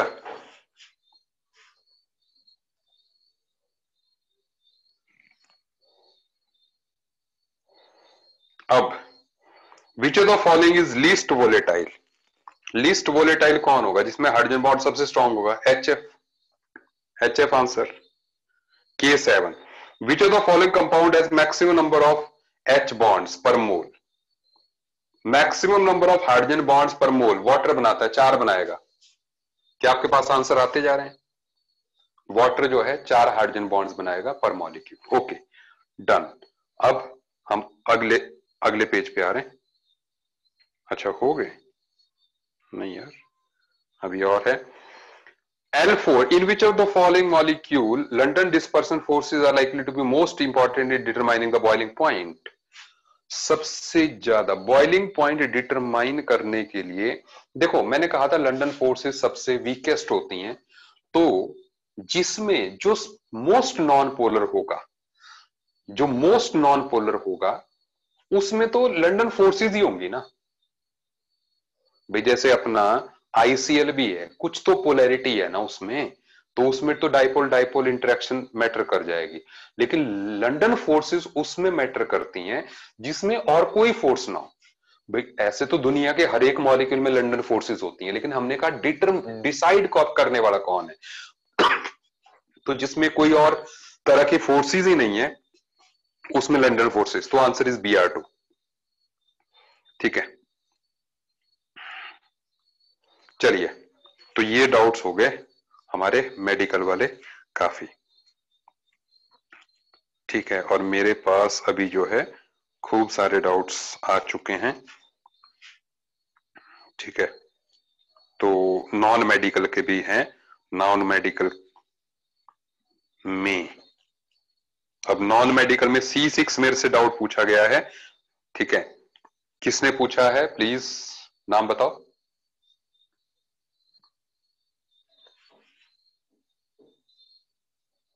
प्राची ने, डन। ठीक है, तो प्राची ने पूछा है among Na positive, Mg2 positive, aluminium 3 positive, correct order of formation of ionic compound is. बेटा जी, आयनिक कंपाउंड के लिए हमने सिंपल कहा था कि कैटायन पे पॉजिटिव चार्ज कम होना चाहिए। कैटायन पे पॉजिटिव चार्ज कम होना चाहिए, क्योंकि कोवलेंट के लिए हमने कहा था कि कैटायन पे positive charge should be high. तो इसलिए सबसे कम किस पे है? Na पॉजिटिव पे है, तो आपका आंसर आ गया Na positive, Mg2 positive and aluminium 3 positive. These are the right answers. Is it okay? सही है बात प्राची जी? I hope. ठीक है, फजान रूल को एक बार देखिए। ठीक है, चलिए अब नॉन मेडिकल, मैं नॉन मेडिकल वालों को चूज कर रहा हूं। अश्मी ने पूछा है हमसे। ठीक है, तो अश्मी के मैं डाउट्स ले रहा हूं, और अश्मी ने मुझे डाउट दिया है। पहले पूछा है 8 ammonia and BF3 combined readily because of formation of coordinate bond है इसका आंसर। ठीक है, और मैंने इसको शायद कहीं पे जिक्र किया भी था इसका।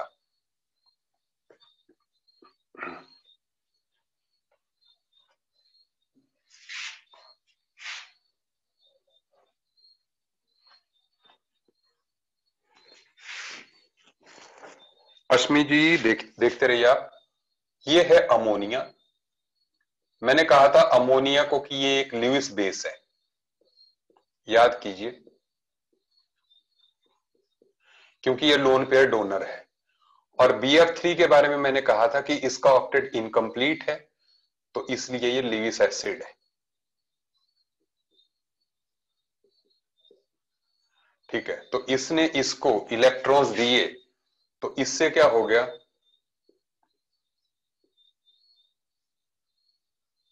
इसमें बॉन्ड बन गया, इससे दोनों का ऑक्टेट जो है कंप्लीट हो गया। ठीक है, so it is the coordinate bond.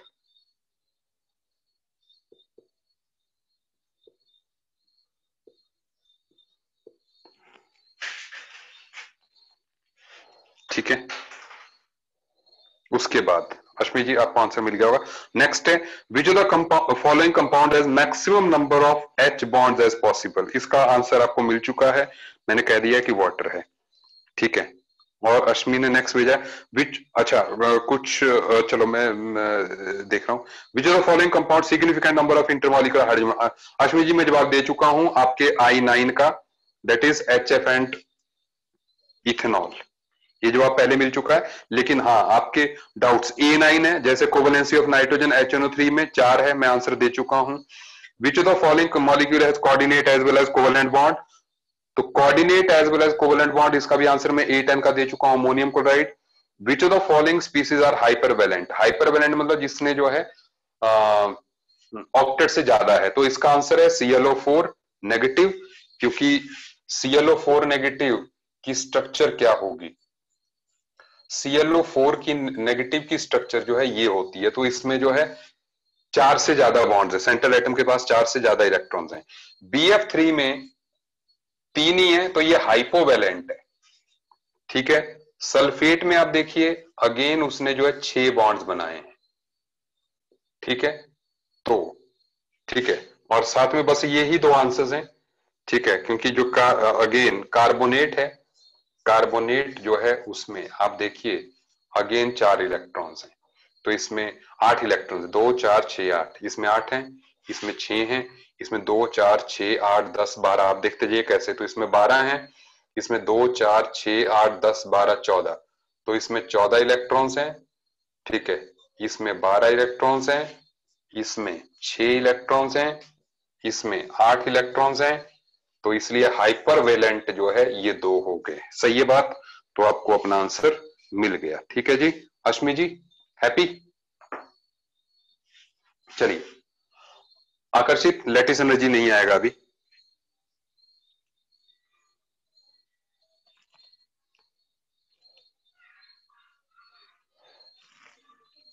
अच्छा, अभी अभी स्नेहा के मैं डाउट्स देख रहा हूं।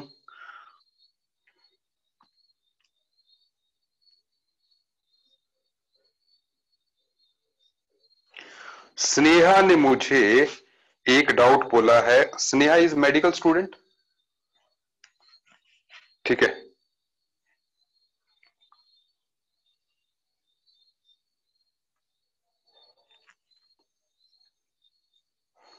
तो स्नेहा ने सबसे पहला जो मेरे से सवाल पूछा है कि N2O5 की स्ट्रक्चर बतानी है, ठीक है। तो what is the structure of N2O5, it is like this.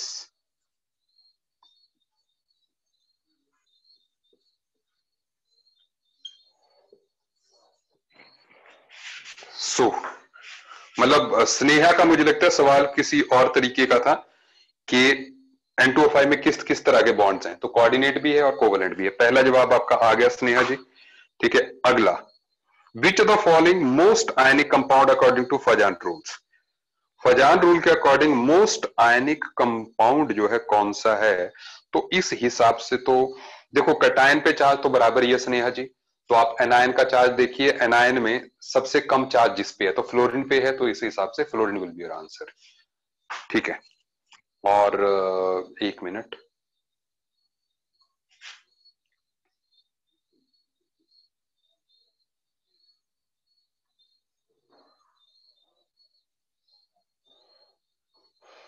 Sneha जी अगर आपके कुछ डाउट्स हों, लेकिन ऑडियो गड़बड़ हो जाएगा क्योंकि मैं माइक लेस हो जाऊंगा, मैंने तुम्हें अनम्यूट भी करने के लिए रिक्वेस्ट डाल दी है, अगर तुम चाहो तो मेरे से बात भी कर सकती है। मेरी आवाज आ रही है? अगला डाउट तुमने स्नेहा जी पूछा है मैक्सिमम कोवेलेंसी रिप्रेजेंटेटिव, ये हो चुका है ऑलरेडी। अगला विच ऑफ द कोवेलेंसी, ये सारे हो चुके हैं स्नेहा जी, ठीक है। और when two atoms combine to form a molecule energy is released, है ना, तो when two atoms combine to form, अच्छा वॉइस का थोड़ा प्रॉब्लम आ रहा हो, ठीक है। तो उस केस में एनर्जी इज रिलीज्ड, ठीक है।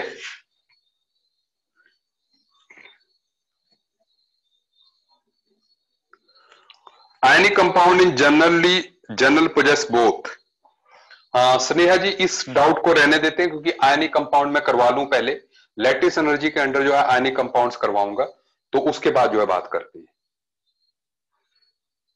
विकास ji it is not chelating, it is chelating, CHELATING। Chelating effect जो है तब होता है जब कोई मॉलिक्यूल जो है रिंग बनाता है, जैसे मान लो A एंड B कोई कंपाउंड है और वो किसी C के साथ मिले और ऐसे बॉन्ड बना दें कि रिंग स्ट्रक्चर बन जाए, मतलब एक बॉन्ड इधर से इधर, तो ये जो रिंग हो गया इसको हम कीलेशन बोल देते हैं। Is it okay? जब भी किसी मॉलिक्यूल में रिंग की फॉर्मेशन हो जाए तो उसको जो है कीलेशन बोल देते हैं। It is CHELATION। अगला मैचिंग टाइप पूछा है स्नेहा ने, मैच लिस्ट 1 with 2। ठीक है, स्नेहा जी CS2 बिल्कुल CO2 की तरह होता है तो लीनियर आएगा। तो 2 के साथ मतलब 1 के साथ तो आप 2 मैच कीजिए। अब देखिए 1 के साथ 2 कितनी जगह मैच है, सिर्फ जो है पहले और थर्ड में है, तो फर्स्ट और थर्ड ही हमारा आंसर हो सकता है। अब SO2 में देखिए, SO2 में बेंट आएगा। क्यों आएगा बेंट? क्योंकि SO2 की स्ट्रक्चर ऐसे होती है, इसने शेप के बारे में कहा है, तो मतलब सेकंड का फर्स्ट होगा। सही बात है। अब थर्ड और फोर्थ हमारे डिसाइडिंग हो जाएंगे। BF3 सभी जानते हैं, दुनिया जानती है कि ट्रायगोनल प्लेनर होता है, तो इसलिए थर्ड के साथ हमने थर्ड मैच करना। क्या हो गया यार, ये कैसे? BF3। स्नेहा जी मुझे लगता है कुछ गड़बड़ है क्वेश्चन में। ठीक है, मैं आंसर बताता चलूं तुम्हें जो है, आंसर इसके हैं CS2। CS2 इज लीनियर, सुनते जाओ। 1 का 2 है, ठीक है, 1 का 2 है, 2 का 1 है, 3 का 3 है, एंड फोर्थ का 5 है। Is it okay? These are the right answers. ठीक है, अब ये मैच करे चाहे नहीं करे। ठीक है, द बॉन्ड, यहां पे कहा गया कंसिडर द फॉलोइंग।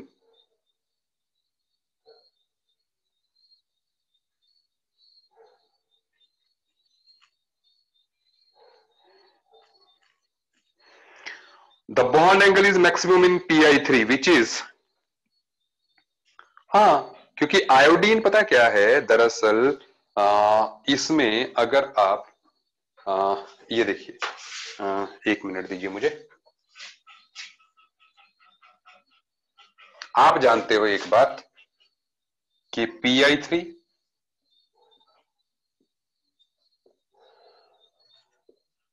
ASI3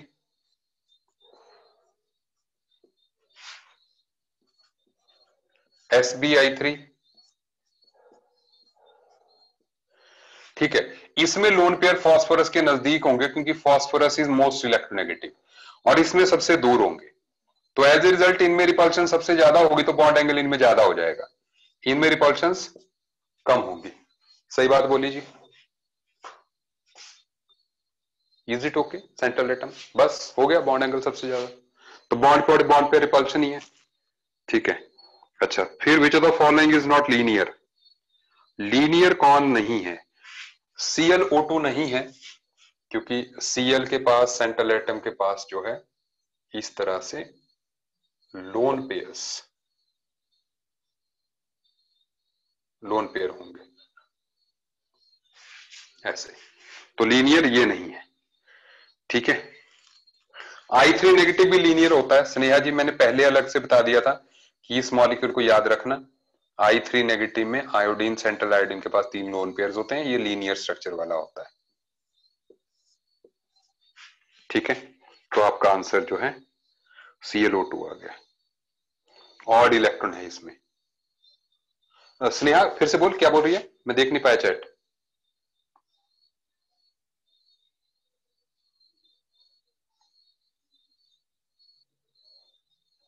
अच्छा, in the answer only 4 is written.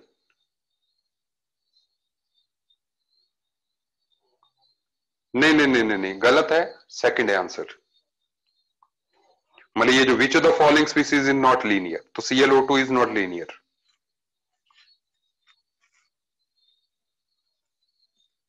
ठीक है, स्नेहा के डाउट्स हो गए। अच्छा,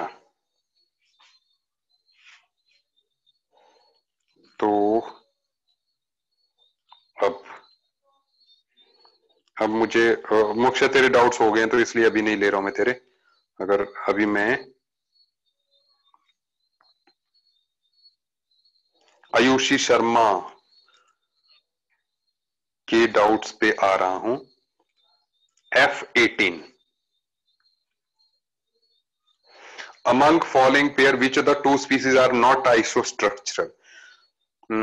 शर्मा जी, आपने अब जो है ये देख लिया होगा कि मैंने किस तरह से आइसोस्ट्रक्चरल वर्ड जो है कहा था। हाइब्रिडाइजेशन सेंट्रल एटम की देखो, ठीक है। अगर सेंट्रल एटम की हाइब्रिडाइजेशन जिसमें अलग है वो जो है आइसोस्ट्रक्चरल नहीं होंगे, ठीक है। तो आप देखें सेंट्रल एटम की हाइब्रिडाइजेशन, ठीक है। अब जहां तक मुझे लग रहा है, मुझे तो पहला भी लग रहा है। आंसर इसका प्लीज आप एक बार, किसके आंसर हैं ये? आयुषी, आयुषी मेरे को बता, क्या इसका आंसर फर्स्ट दिया है? फर्स्ट दिया है ना? बस पता क्या है, सीधे ही हो गया। SiF4 में क्या है आयुषी? SiF4 में कार्बन के नीचे सिलिकॉन आता है, तो SiF4 टेट्राहेड्रल होगा, ठीक है। जबकि SF4 की तो हम ऑलरेडी बात कर चुके हैं, हमने कहा था इसकी सीसॉ स्ट्रक्चर होती है SF4, सही बात है। तो इसलिए आपका आंसर पहला ही होगा। जहां पे सेंट्रल एटम की हाइब्रिडाइजेशन अलग हो गई आयुषी जी, वो जो है आइसोस्ट्रक्चर नहीं होगा, ठीक है। अब आयुषी ने जो है दूसरा बोला है, among following compound which that following, मैं क्वेश्चन पढ़ लूं। Among the following compounds the one that is polar, पहली बात पोलर भी होना चाहिए और सेंट्रल एटम जो है sp3 हाइब्रिडाइज्ड भी होना चाहिए। जैसे मतलब अब इसमें चालाकी क्या की गई है, देखो मैं सारों की स्ट्रक्चर बता दूं। H2CO3 कार्बोनेट आयन अभी मैंने बताया था, H2CO3 की स्ट्रक्चर ये होती है, ठीक है। अच्छा, SiF4 की स्ट्रक्चर में बता चुका हूं। SiF4 में ये है तो टेट्राहेड्रल, लेकिन ये नॉन पोलर है, आप देख रहे हैं टेट्राहेड्रल है, ये sp2 हाइब्रिडाइज्ड है, ठीक है। अच्छा, BF3 में sp2 हाइब्रिडाइज्ड है ये, तो ये भी नहीं आया। तो आंसर क्या आ गया? HClO2। HClO2 कैसे? OH O दो लोन पेयर, सही बात है जी। और ये यहां पर आप देख रहे हो, मतलब इसकी हाइब्रिडाइजेशन जो है sp3 है, और साथ में ये पोलर तो होगा ही क्योंकि इट इज अनसिमेट्रिकल।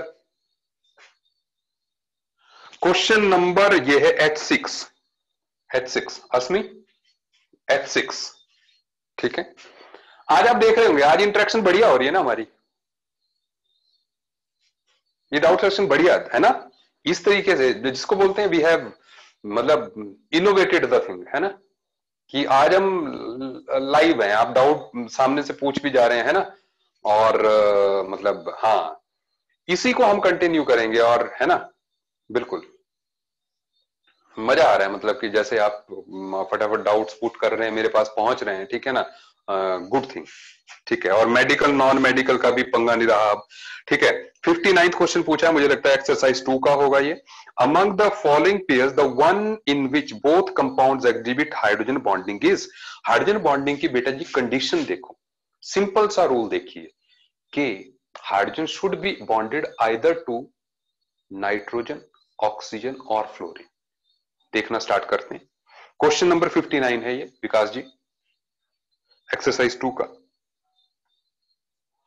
ठीक है। आप देखें तो अब देखो, पहले वाले में इथेनॉल तो है लेकिन सेकंड ईथर है, उसमें हाइड्रोजन का ऑक्सीजन के साथ जुड़ी नहीं हुई है। तो मैं सीधे सीधे पहले आपको आंसर बता दूं, तो इसका आंसर तो है फोर्थ। क्यों है फोर्थ? क्योंकि फोर्थ वाले में हाइड्रोजन ऑक्सीजन के साथ जुड़ी है, दिख रही है आपको ब्रैकेट में जो जुड़ी है, और दूसरा अमोनिया में हाइड्रोजन नाइट्रोजन के साथ जुड़ी है, तो आंसर आ गया। ट्रिक समझिए, है ना। आयुषी को समझ में आ गया, चलो गुड, ठीक है। आपने 3 ही आइटम्स पकड़ने हैं भाई, फ्लोरीन, ऑक्सीजन, नाइट्रोजन, डन, 3। चलो, ये हो गया हमारी आयुषी बेटी के डाउट्स। अब अब हम बढ़ते हैं किसी और बेबी की तरफ। कौन बच्चा है अब? ये मेरे को एरिन जैसा दिख रहा है इसका प्रोफाइल, पता नहीं अब जो है। ठीक है एरिन भाई, तूने पूछे डाउट्स?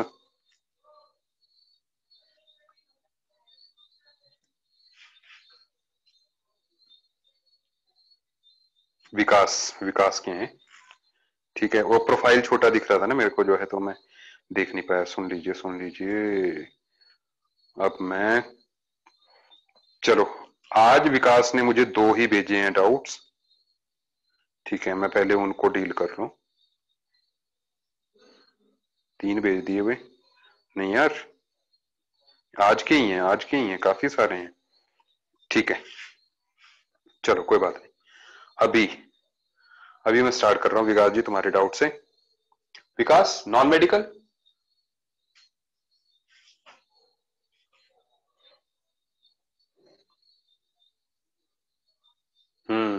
नॉन मेडिकल के डाउट्स ले रहा हूं मैं अब। हार्दिक तू क्या बोल रहा है?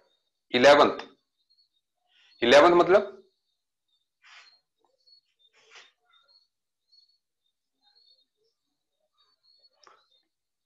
अच्छा, अभी अभी मेरे पास बेटा जी वही क्वेश्चन है जो स्टूडेंट ने दिए हुए हैं। मेरे पास ये नहीं है, आपकी चैट में पढ़ रहा हूं। ठीक है, सुनिए। अब डेटी बॉन्ड, सुन लीजिए यार, फिर से मिसप्लेस हो जाएगा नहीं तो। Where dative bond is not protonation of ether, मत फंसो इसमें जो है। इसका आंसर जो है, वैसे मैं बता दूं, डाइमराइजेशन ऑफ बेंजोइक एसिड में नहीं है। सुन लीजिए, सीधे सीधे आंसर निकालना ना, बेंजोइक एसिड की डाइमराइजेशन में नहीं है। कैसे? देखो, सुन ले आप बात, यहां पर सुन ले। ये देखिए, ये बेंजोइक एसिड है। डाइमराइजेशन की बात मैं लास्ट लेक्चर में कर भी चुका हूं, इसलिए हो सकता है आपको अब ये आराम से समझ में आ जाए कि डाइमराइजेशन, बेंजोइक एसिड की डाइमराइजेशन में हाइड्रोजन बॉन्डिंग इन्वॉल्व है। बाकी चक्कर में मत पड़ो। ठीक है, मतलब आप आंसर निकाल सकते हो क्योंकि आपने ये पढ़ा है कि इसमें हाइड्रोजन बॉन्डिंग। क्वेश्चन नंबर ये है 7। क्वेश्चन नंबर 7 इंट्रामॉलिक्यूलर नहीं है मोक्षा जी, ये 2 मॉलिक्यूल्स के बीच की है। इट इज अलग बेंजोइक एसिड, इट इज अलग बेंजोइक एसिड, दोनों के बीच में this is hydrogen bond, this is hydrogen bond. ठीक है, एक्सरसाइज कौन सी है ये? मेरे पास सिर्फ क्वेश्चन आया है। विकास, एक्सरसाइज कौन सी है ये? एक्सरसाइज 2 है, एक्सरसाइज 2, सिर्फ क्वेश्चन नंबर 7। ठीक है, चलिए अब हम आगे बढ़ते हैं। तो अगले वाले में, the hybridization of P in phosphate ion is same. पहली बात मैं फॉस्फेट में बता दूं आपको, फॉस्फेट में क्या बात है। फॉस्फेट की आप देखो, PO4 3 नेगेटिव, तो फॉस्फेट में हाइब्रिडाइजेशन होती है sp3। ठीक है, फॉस्फेट में sp3 होती है। अब आपको सिर्फ ये देखना है कि sp3 किस में है। तो जहां तक मुझे फर्स्ट गो में लग रहा है, 1 मिनट, sp3 SO3 2 नेगेटिव में दिख रही है मुझे। 1 मिनट यार, SO3 में क्या होगी? 6 है, वो तो sp2 ही आ रही है। ICl4 में मुझे ज्यादा लग रही है, SO3 2 नेगेटिव लग रहा है मुझे। ठीक है, देखते हैं। तो यही लग रहा है। चलो, एक लोन पेयर आ गया, ये खटा खटा खटाक, ये SO3 2 नेगेटिव में sp3 हाइब्रिडाइजेशन आएगी। ठीक है, क्वेश्चन नंबर है ये 15, 15th। आई एम सॉरी, मैं पहले क्वेश्चन नंबर बोलता जाऊंगा। ठीक है, अब विकास ने 16th बोला। ठीक है, कोई बात नहीं, 16th को भी करवा रहा हूं मैं। तो विच of the following is, 1 minute, घूमता जा रहा है, घूम क्यों रहा है भाई? अच्छा, तो ऑल कार्बन, ट्रू स्टेटमेंट निकालनी है। ऑल कार्बन sp2, गलत बात है, ट्रिपल बॉन्ड वाला sp हाइब्रिडाइज दिख रहा है विकास, है ना? तो इसलिए ये तो नहीं है। C2 C2H2CN2 में कितने पाई बॉन्ड्स हैं? पहले बना लेते हैं ना हम, ऐसे बना लेते हैं। C2H2CN2 में, ये देख लो, ऐसे बना लेते हैं। ये हो गया। अब सिग्मा बॉन्ड्स काउंट करने हैं ना, कितने? 1 2 3 4 5 6 7, 7 हैं। ठीक है, तो ये गलत है। थर्ड भी गलत है। तो C3O2, कार्बन सब ऑक्साइड की स्ट्रक्चर C3O2 में पहले भी बता चुका हूं कि कार्बन सब ऑक्साइड की जो स्ट्रक्चर है वो ये होती है और सारे कार्बन इसमें sp हाइब्रिडाइज्ड है। सही है बात? सारे कार्बन जो है इसमें sp हाइब्रिडाइज्ड है। Is it okay? कल आपका पेपर भी है ना?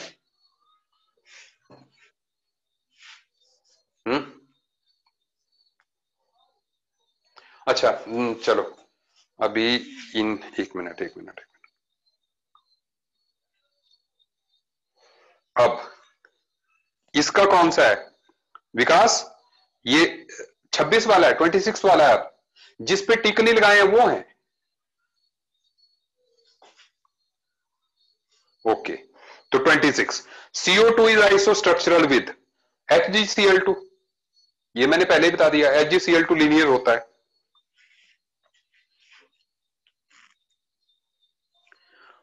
नंबर ऑफ एटम सेम होने चाहिए, पहली बात, नंबर ऑफ एटम सेम होने चाहिए, सेंट्रल एटम की हाइब्रिडाइजेशन सेम होनी चाहिए आइसोस्ट्रक्चरल होने के लिए, ठीक है। और उसके बाद 34th, the correct bond order in 34th अभी रहने दे विकास, क्योंकि इसमें बैक बॉन्डिंग का भी फंडा है, ठीक है, इसमें बैक बॉन्डिंग का भी फंडा है। हाँ, वैसे सबसे बड़ा बॉन्ड एंगल जो है Cl2 में, आंसर इसका सेकंड है, सेकंड है इसका आंसर।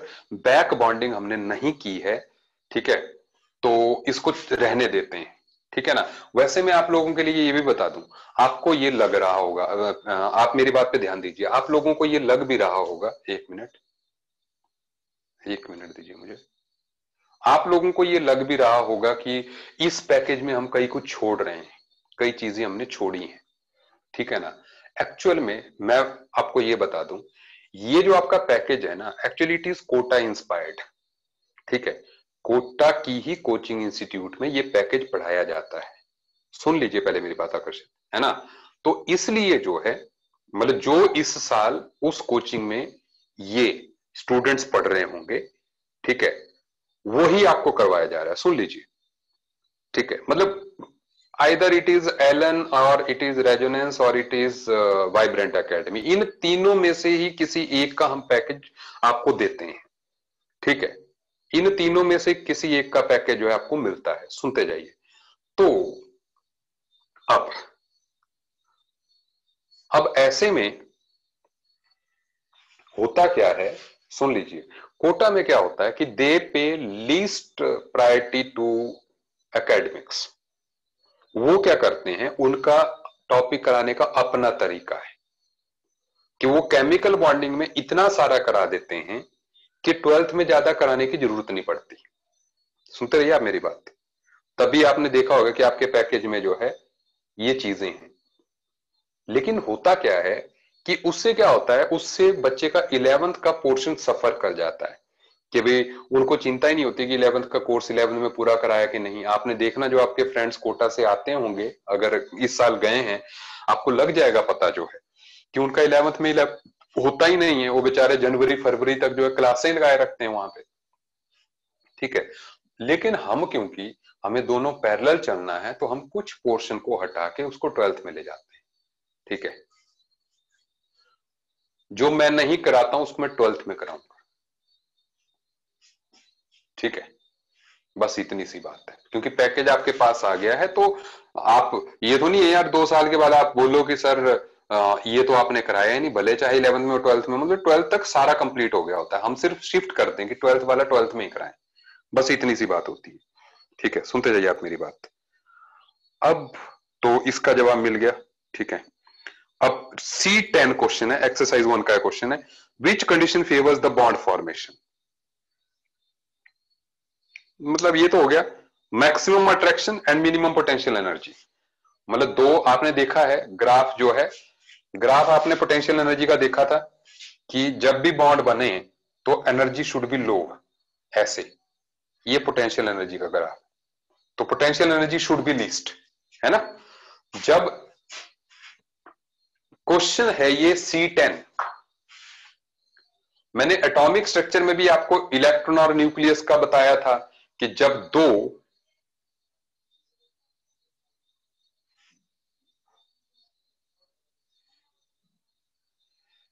इसका आंसर थर्ड दिया है तो वो गलत दिया है यार, सीधी सी बात है। हाँ थर्ड, ये तो थर्ड ही बोल रहा हूं मैं, maximum attraction minimum potential energy, attraction maximum and minimum potential energy, third ही आंसर। ठीक है, अब सुने नेक्स्ट वाला। Ionic compounds is general possess both, अभी रहने दीजिए, पहला आंसर है वैसे इसका। ठीक है, अभी इसको भी छोड़ दीजिए, C12 छोड़ दीजिए। ठीक है, अब बता यार, ये एग्जाम्पल में क्या है? ये नहीं है, ये कोई भी अभी इनको हटा दीजिए सारे जो है, एग्जाम्पल 16, 17, 18, कुछ नहीं करना आपने अभी। ठीक है,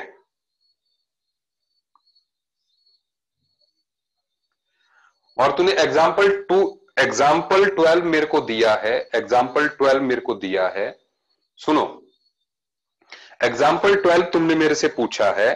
ठीक है, ये विकास के डाउट्स चल रहे हैं ना। एग्जाम्पल 12 विकास, तू 4.8 वाली वैल्यू को ध्यान मत दे, तो अपने तरीके से कर। इसने पता क्या, इसने सीजीएस यूनिट्स में लिया है, सीजीएस यूनिट्स में जो है इलेक्ट्रॉन का चार्ज जो है 4.8 इंटू 10⁻18 जो है ईएसयू सेंटीमीटर होता है, इसलिए जो है उसने दूसरे यूनिट्स में किया है। तो तू सोल्यूशन में डाउट बोल रहा है, वो नहीं करना है ना, तो उसको हटा दे, तो अपने तरीके से करना, 17 तेरा भी आ जाएगा। C2H2 is not soluble but acetone highly soluble, but is highly soluble in acetone। बेटा इस चीज को हम साइड में रख दें, क्योंकि पता क्या है, special example of hydrogen bonding again आ गया। ठीक है, ये अगर आप ड्यू टू हाइड्रोजन बॉन्डिंग, लेकिन यहां पे प्रॉब्लम ये आ रही है कि कार्बन हाइड्रोजन, मैं वैसे बता दूं जब अब मौका मिला ही है।